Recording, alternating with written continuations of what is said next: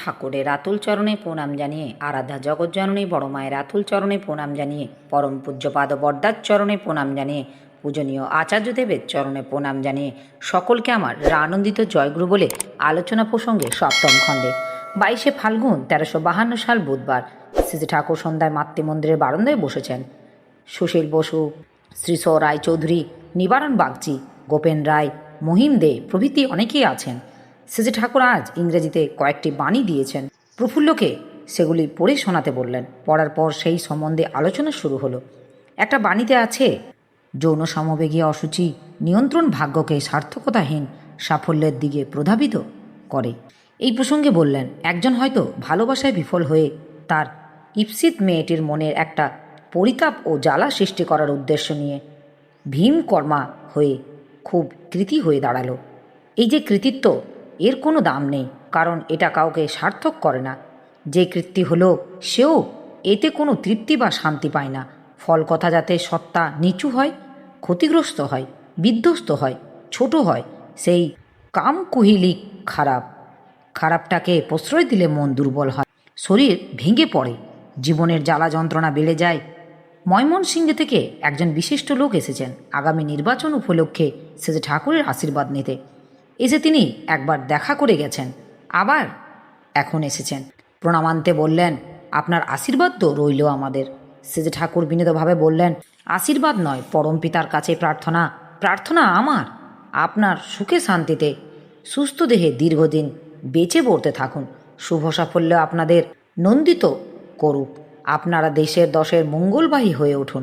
তবে কামনা আমার এই যে সমাজ যেন বিবর্তন বিরোধীর দিকে না যায়, কৃষ্টি যেন মারা না পড়ে, সাধু সজ্জন ও সৎসঙ্গ যেন আপনাদের সমর্থন পায়। সৎসঙ্গ মানে জীবন বৃদ্ধি তপা সংস্থা, যা মানুষকে বাঁচা বাড়ায়। তাকে বাদ দিয়ে কিছু হয় না, তাকে বলে ধর্ম। সৎসঙ্গের দ্বারাই হলো ধর্ম। কর্ম বাদ দিয়ে ধর্ম হয় না। সবাইকে নিয়ে বাঁচতে গেলে করতে হবে তাই বাঁচা যায়, বাড়া যায়। সাধারণকে তার জন্য তৈরি করতে গেলে অনেক কিছু করণীয় আছে। করণীয়গুলি আমাদের সামনে কেঁদে কেঁদে বেড়াচ্ছে। উপযুক্ত কর্মীর অভাবে তারা তুষ্টি পাচ্ছে না, পুষ্টি পাচ্ছে না। অন্তত বাংলা দেশটাকে যদি গড়ে তুলতে পারেন, তাহলে একটা বিরাট কাজ হয়। স্বাধীনতা আন্দোলনও বেরিয়েছে বাংলা থেকে। বাংলার রাজমুকুট যে উন্নত বৈশিষ্ট্য ও উদাত্ত মানুষত্ব, যা যদি কেউ কেড়ে নেয়, তবে সব বালুর চরে শুকিয়ে যাবে। আপনাদের সাফল্য নিরর্থক হয়ে যাবে। বাংলা যদি ক্ষুণ্ণ ও খর্ব না হয়, বাংলা যদি তাজা থাকে, তবে মরুভূমিতেও সেই প্লাবন নিয়ে আসতে পারবে। বাংলা যদি ঠিক থাকে, তাতে সারা ভারতই উপকৃত হবে। ভারত যদি ঠিক থাকে, তাকে দিয়ে সারা জগৎও উপকৃত হবে। বাংলা হলো দুনিয়ার অভ্যুত্থানের চাবিকাঠি। আমার এই কথাকে গোড়ামি মনে করবেন না। নবাগত ভদ্রলোক, আপনার কথা শুনে মনে খুব আশা হয়। সৎসঙ্গের সঙ্গে আমাদের তো কোনো পার্থক্য নেই, বরং আপনারা যে গঠনমূলক দিক নিয়ে আছেন, সেটা কংগ্রেসের প্রধান কাজ। শ্রী ঠাকুর, উন্নতির কল্পনা আছে, আশা আছে, সেই অনুযায়ী ভেবেও সুখ, করেও সুখ। তাই সেই আদর্শসেবী কল্পনার পরিচালনা ছেড়ে দেব কেন? লোকের পূরণ পোষণ বাদ দিয়ে তো রাজনীতি হয় না। লোককে বাঁচানো চাই, বৈশিষ্ট্য অনুযায়ী প্রতিটি ব্যক্তিকেই পূরণ করা চাই। তাকে বলে রাষ্ট্রধর্ম। রাজনীতি মানুষ যত সময় দ্বিজ না হয়, অর্থাৎ গুরুগত চিত্ত না হয়, তত সময় অন্যের প্রধান ও পূরণ পোষণের প্রকৃত সেবক হতে পারে না। কারণ ততদিন সে প্রবৃত্তির ঠেলায় চলে। কখন যে সে কি করবে, তা সে নিজেও জানে না, নিজেও বোঝে না। এক এক সময় সে এক এক মানুষ, এক এক কথায় তার বেষ্টি ব্যক্তিত্ব ফোটে না। তখনই ওই ব্যক্তিত্ব ফোটে যখন সমস্ত প্রবৃত্তিগুলি ইষ্টস্বার্থ প্রতিষ্ঠাপরায়ণ হয়। বেষ্টি ব্যক্তিত্ব হলে তারই চরম পরিণত হয় সমষ্টি ব্যক্তিত্ব। এই হলো রাজনীতির চুম্বক কথা। আধ্যাত্মিকতা মানে অবলম্বন করে চলা। যে যা বা যাকে অবলম্বন করে চলে, তার আধ্যাত্মিকতা সেই স্তরের। সেই জন্য অবলম্বনটি হওয়া চাই সত্তা সম্বর্ধনার প্রতীক। তাকে বলে ইষ্ট বা আদর্শ। ইষ্টকে মুখ্য করে না তুললে জনসেবার সামর্থ্য বা অধিকার হয় না। তাই রামকৃষ্ণ ঠাকুর বলেছেন, চাপরাস পাওয়ার কথা। সুশীলদা, কংগ্রেসের তো একটা আদর্শ আছে। কংগ্রেস কর্মীরা তো সেই আদর্শকে মেনে চলতে চেষ্টা করেন। তাতে কি হবে না? শ্রী ঠাকুর, একটা মানুষ চাই। কংগ্রেস তো একটা মানুষ নয়, কংগ্রেস একটা কর্মভূমি। ওই কর্ম কিছু দিয়ে নিয়ন্ত্রণ এবং গাণিতিকভাবে সম্ভব হতে পারে, কিন্তু বাস্তবে হয় না। বিশেষ কতগুলি চাহিদা ও কল্পনার প্রবৃত্তিও সেখানে আদর্শ। তাই একটা হাউজবাজির মতো গতি হতে পারে, কিন্তু আত্মনিয়ন্ত্রণ, পবিত্র অভিভূতি হতে মুক্তি ও প্রকৃত স্বাধীনতা আসে না। আমরা সব সময় চলছি সত্তার বিনিময়ে এবং তাকে শোষণ করে পরাধীন হয়েই আছি। নিজেরা স্ব বা সত্তার অধীন নয় বলে, এক কথায় প্রবৃত্তির অধীন বলে, স্ব বা সত্তার অধীন যিনি, অর্থাৎ প্রবৃত্তির অধিপতি যিনি, আমার বাইরেও তেমনি কাউকে আঁকড়ে ধরা লাগে। তাকে ধরে চলার পথে অনেক দ্বন্দ্ব আসে, আলোর আধার অতিক্রম করতে হয়, ওঠাপড়া চলতে থাকে। টান যদি থাকে, সবটা ভেদ করে চরিত্রের সংহতি সূত্র অবিচ্ছিন্ন ও দীর্ঘ হয়ে চলে। স্পেন্সার দা, এখানে কেউ পূর্ণ আত্মসমর্পণ করেছে কি? সেজে ঠাকুর, আগে তো পূর্ণ হয় না, ইচ্ছা ও চলন থাকে, কখনো কখনো ফসকে যায়, পরে যত নেশা চেপে যায় তত পথ পরিষ্কার হয়। স্পেন্সার দা, কেউ কি হয়েছে? সেজে ঠাকুর, হয়েছে বই কি। প্যারিদা, এখানকার কেউ? সেজে ঠাকুর, পরকে দেখে কি হবে, নিজেকে দেখলেই হয়, সেইটাই আমাদের সম্পদ। অবশ্য বেশি খতাতে যেও না, ভাবো, বলো আর করো। বর্তমানে একটি দাদা তার মানসিক অবসাদের কথা বললেন। সেজে ঠাকুর অবসাদকে আমল দিয়ে আরও ঠেসে ধরে। হাতে তুড়ি দিয়ে দেখিয়ে, তুড়ি দিয়ে উড়িয়ে দিতে হয়। মনে যদি গেড়ে বসে, তাও সেদিকে ভ্রুক্ষেপ না করে জোর করে কৃত্রিমভাবে হলেও ফুর্তিজনক কাজকাম ও চিন্তা নিয়ে মেতে উঠতে হয়। এতে কোনো সময় মনের হাওয়া বদলে যায়, তার ঠিক নেই। প্রমোদ দে, অনেক সময় ফুর্তির সঙ্গে কিছু করার মতো সম্ভাবনা থাকে না, তখন কি করা? সেজে ঠাকুর, তখন আর কি করা, দাঁত মুখ চেপে ঘাপটি মেরে পড়ে থাকতে হয়। বেকায়দায় কি চিরকাল থাকে? দুঃখের পর সুখ আর রাতের পর দিন আসে, তবে এক ফাঁদ খুঁজতে হয়। একটা শেয়াল একবার জালের মধ্যে পড়ে যেয়ে প্রথমে লাফালাফি করতে লাগলো, ভাবলো যদি ছিঁড়ে বেরোতে পারে। কসরত করে যখন পারলাম না, তখন হতাশ হয়ে পড়লাম। ভাবলো ব্যাধ এসে পড়লে সে মৃত্যু অবধারিত। তখন সে এক ফন্দি আঁটলো মাথায়, মরার মতো ভান করে পড়ে রইল, নড়ে না, চড়েও না। এতে সন্তপর্ণে নিঃশ্বাস ফেলেও সে পেটের ওঠানামার ঢের পাওয়া যায় না। ব্যাধ তো ভাবলো শেয়ালটা মরে পড়ে আছে, তাই জাল তুলতে লাগলো। এই ফাঁকে শেয়াল আজও দৌড়, কালো দৌড়, বলতে বলতে শেষে ঠাকুর হেসে কুটিপাটি, হাসতে হাসতে চোখ দিয়ে জল বেরিয়ে গেল। যা করবেই সাই, কারও মনে নাই। মতলব আঁটতে হয়, ঘাপটি মেরে পড়ে থেকেও যা করার তা করবেই। শেয়াল যে শেয়াল, তারও দেখো কত বুদ্ধি, বলা নেই কওয়া নেই, মার দৌড়, আবার হাসি। ফাঁক পেলেই অমনি অবসাদ থেকে আনন্দের রাজ্যে দৌড় মারতে হয়, কাহা তক কুচকে থাকা যায়। আর সালা ওতে লাভই বাকি। শেষে ঠাকুর মন মাতানো সান্নিধ্যে সবার যেন এক আনন্দের নেশা লেগে গেছে। আসন সিদ্ধ যোগীর মতো এক একজন মেরুদণ্ড সোজা করে বসে আছেন, জাগ্রত চোখে মুখে গভীর ইষ্টতন্ময়তার অমৃত আবেশ। প্রমোদদা, মানুষ তো বুঝতে পারে না যে তারা সুনিয়ন্ত্রিত নয়। সেজে ঠাকুর, ঠিক পাই, কিন্তু ভুলটাকে ভুল বলে বুঝে স্বীকার করতে চায় না, শোধরাতে চায় না। অনেকে এত স্থূলতা প্রকৃতি যে বুঝতে পারেন। যারা সদ্গুরুকে ধরেছে, আগ্রহ নিয়ে অল্প বিস্তর অনুসরণ করে চলেছে, তারা ভুলটাকে অপেক্ষাকৃত সহজে ধরতে পারে। তবে ইষ্ট স্বার্থ প্রতিষ্ঠাপন্ন না হলে ভুলের প্রতি আসক্ত মমতা যায় না। ইষ্ট স্বার্থ ও ইষ্ট প্রতিষ্ঠা হল ভবসমুদ্রের দিক নির্ণয় যন্ত্র। নিজের স্বার্থ ও নিজের প্রতিষ্ঠা কিন্তু নয়। ওই সমবেগ ভুলের পরিপোষক, ওকে আশ্রয় করেই প্রবৃত্তিগুলি প্রভুত্ব করার সুযোগ পায়।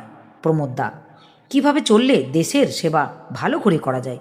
সেজে ঠাকুর, দেশের সেবা মানে তো আদেশকর্তার সেবা, তাতে তো সত্যিকারের দেশের সেবা হয়। সম্মুখ তো একসময় দেশের সেবা করতে চেয়েছিল। দ্রষ্টা পুরুষের বৈশিষ্ট্যপালের বিধির না ধার ধরে সে সবার তথাকথিত সমান অধিকারের বাণী প্রচার করতে লাগলো। তার ফলে অনেকে হীনত্ব বশত নিজের কর্ম ছেড়ে দিয়ে অব্বা পা রেসু ব্যাপারম করতে লাগলো। এতে সমাজে নানা বিশৃঙ্খলা শুরু হলো। চাষবাস, শিল্প, বাণিজ্য বিপর্যস্ত হয়ে গেল। দেশে দুর্ভিক্ষ, অকাল মৃত্যু দেখা দিল। প্রজারা তখন রাজার কাছে সরাসরি যেতে পারত। তারা সবাই রামচন্দ্রের কাছে গিয়ে দুরবস্থার কথা জানালো। রামচন্দ্র মন্ত্রিসভা নিয়ে বসলেন। পরে তারা তথ্য অনুসন্ধান করে দেখলেন সম্মুখের অজ্ঞানপ্রসূত হীনত্ব প্ররোচিত প্রচেষ্টার ফলেই এই অবস্থার সৃষ্টি। সে মুখে ধর্মের কথা বলে, রামচন্দ্রের কথা বলে, কিন্তু আদতে বিরোধী চলনে চলে। লোককল্যাণের ব্যাহত করার জন্য বৈশিষ্ট্য রামচন্দ্রকে হুকুম দিলেন তাকে মেরে ফেলতে। রামচন্দ্র তো নারাজ, কিন্তু বৈশিষ্ট্য নাছোড়বন্দা। অতপর রামচন্দ্র বাধ্য হলেন তার আদেশ মানতে। বাহত বৈশিষ্ট্যকে মনে হয় অতি বড় কঠোর। আমি ভাবি না মেরে পারলে ভালো হতো। কিন্তু বৈশিষ্ট্যও কম দয়ালু নন। তিনি ভাবলেন সমগ্র সমাজের স্থায়ী মঙ্গলের কথা। অন্তরের গভীর বেদনা নিয়ে অমঙ্গলের মূলোচ্ছেদ করলেন। বাঁচা বাড়ার ব্যাপারে সবারই সমান অধিকার, তা কিন্তু বৈশিষ্ট্যকে উল্লঙ্ঘন করে ব্যক্তিগত ও সামাজিক জীবনের বিপর্যয় সৃষ্টি করে নয়। বৈজ্ঞানিকের কেবল মর্যাদা আছে, একজন কৃষকেরও যে কোনো মর্যাদা নেই তা কিন্তু নয়। বৈজ্ঞানিকেরও কৃষক না হলে চলে না, আর কৃষকেরও বৈজ্ঞানিক না হলে চলে না। পরস্পরের পরিপূরক এই বোধ নষ্ট করে যে কৃষকটি বৈজ্ঞানিক হবার মতো কোনো সম্ভাবনা নেই। কিন্তু সম্ভাবনা থাকলেও যদি তা কৃষির মধ্যে ছাড়া ফোটাবার না হয়, তাকে কৃষিকাজ ছাড়িয়ে বৈজ্ঞানিক করে তুলতে চাইলে সে নিজেও ক্ষতিগ্রস্ত হবে, সমাজকেও ক্ষতিগ্রস্ত করা হবে। সেবার নামে ভগবত তত্ত্ব শক্তির এই অপচয় করার অধিকার আমাদের নেই। তাই দ্রষ্টা আদেশকর্তার দরকার, যিনি প্রতিটি ব্যক্তিকে তার বৈশিষ্ট্য ও সম্ভবতা অনুযায়ী পরিচালিত করতে পারেন। হীনত্ববোধ জাগিয়ে ঈর্ষা দেশ আক্রোশকে উত্তেজিত করে মানুষকে বিভ্রান্ত ও বিভ্রষ্ট করে কোনো লাভ নেই। স্বধর্মভ্রষ্ট হলে মানুষের ইহকাল পরকাল, নিজের জীবন, পরবর্তী বংশধর জীবন, বর্তমান সমাজ ও ভাবী সমাজ সবই ক্ষয়ক্ষীণ্ণ হয়ে চলে। তাই তা পাপ মানে যা পালন করে পতীত করে। শ্রীকৃষ্ণের সময়েও ছিলেন দুর্বাসা, তিনি কম গোলমাল সৃষ্টি করেননি, কিন্তু শ্রীকৃষ্ণ এমন সামাজিক পুণ্যবিন্যাস করে দিয়ে গেলেন যে বুদ্ধ পর্যন্ত সমাজ শান্তিপূর্ণভাবে চলল। এবার ময়মনসিংহের ভদ্রলোকটি বিদায় নিলেন। প্রফুল্ল, সেই আমলের বিশেষ কোনো বিবরণ তো পাওয়া যায় না। শেষে ঠাকুর, মানুষ যদি স্বস্তি ও স্বাচ্ছন্দ্য থাকে, বিশেষ কোনো বিভ্রাট যদি না ঘটে, তাহলে সেটা সাধারণত একটা ঐতিহাসিক ঘটনা বলে লিপিবদ্ধ হবার কথা নয়। তাছাড়া অনেক জিনিসের ইতিহাস আমাদের দেশে স্পষ্ট নয়। একদিকে বিস্ময়কর বড় বড় আবিষ্কার, ঐশ্বর্যের আমদানি, নানা উল্লেখযোগ্য ঘটনা, অন্যদিকে মানুষের অনিয়ন্ত্রিত জীবন ও তার জন্য ক্রমাগত সমস্যার সৃষ্টি ও বিধ্বস্তি। এমনতর গুরুত্বপূর্ণ ঐতিহাসিক যুগে থেকে নিয়ন্ত্রিত উন্নতি যে যুগে মানুষের জীবনকে শান্তি ও তৃপ্তিতে ভরে তোলে, উত্তেজনা শূন্য কর্মমুখরতার ভিতর দিয়ে তার টের ভালো। প্রবৃত্তির ব্যত্রাঘাতে ভীমকর্মা হয়ে নিজেকে ও আরও 10 জনকে উৎক্ষিপ্ত করে তোলার চাইতে সরল জীবন ও উচ্চ চিন্তা অনেক ভালো। শ্রেয়ের প্রতি টানের ভিতর দিয়ে যে তাই মঙ্গলের দূত। আমরা যদি এখনই নিয়ন্ত্রিত হই, তবে 20 থেকে 25 বছরের মধ্যে এমন কাণ্ড ঘটবে যে জগতের স্তম্ভিত হয়ে যাবে। তা না করে আমরা বিনশক্তির দিকে চলছি। আমরা বর্ণাশ্রমকে নিন্দা করি, কিন্তু আমরা জানি না বর্ণাশ্রমের অন্তর্ভুক্ত প্রত্যেক অধিগম্য যে ব্রাহ্মণত্ব, তা কত বড় মহান আদর্শ। এইটি হলো উন্নতি ও চূড়ান্ত। মানুষের উন্নতির দুটি পথ, একটা বীর্যোৎকর্ষ আর একটা তপস্যা। দুইটিকে যদি নজর না থাকে কিছুই হবে না। উন্নততর গুণগুলি এতখানি আয়ত্ত করতে হবে যাতে সেগুলি সন্ততির মধ্যে সহজভাবে ঢুকে যায়, অর্থাৎ বদতাই। উচ্চস্তরে চরিত্র ও যোগ্যতা সম্পন্ন মানুষ জন্ম দেবার শক্তি যদি সমাজে না বাড়ে, তাহলে অবস্থার পরিবর্তন হবে না। গরু ঘোড়ার বেলায় আমরা কত করি, মানুষের বেলায় যে কিছু করবার আছে তা তো আমাদের মাথায় ঢোকে না। পশুদের প্রজননের বেলায় বংশ পরিচয় সুসংগত মিলন ঘটায়, কিন্তু মানুষের মিলনের বেলায় যা খুশি তাই করি। তার মানে আমরা মানুষকে জন্তু জানোয়ারের চেয়েও কম মূল্যবান মনে করি, বা তাকে জন্তু জানোয়ারের থেকেও অধম করে তুলতে গররাজি নই। আমাদের পশুসুলভ প্রবৃত্তির চাহিদা মিটলেই হলো। আর চাই কি? সমাজ বাঁচুক আর মরুক, তাতে আমাদের কি? অন্তত জোরের সঙ্গে কথাগুলি বলতে বলতে শেষ ঠাকুর হঠাৎ চুপ করে গেলেন। এত গম্ভীর মূর্তি ধারণ করলেন যে অন্য প্রসঙ্গ উত্থাপন করা সম্ভব হলো না। একে একে অনেকে উঠে পড়লেন, সবাই মর্মে মর্মে উপলব্ধি করলেন দেশে বিবাহ নীতি ব্যতয়ে শেষে ঠাকুরের কত গভীরভাবে মর্মাহত। আমার এই আলোচনা প্রসঙ্গে কিছু ভুল ত্রুটি হয়ে থাকলে আপনারা আমায় ক্ষমা করবেন। উপস্থিত দাদা, ভাই, বোন, মায়েদের আমার আনন্দিত জয় গুরু।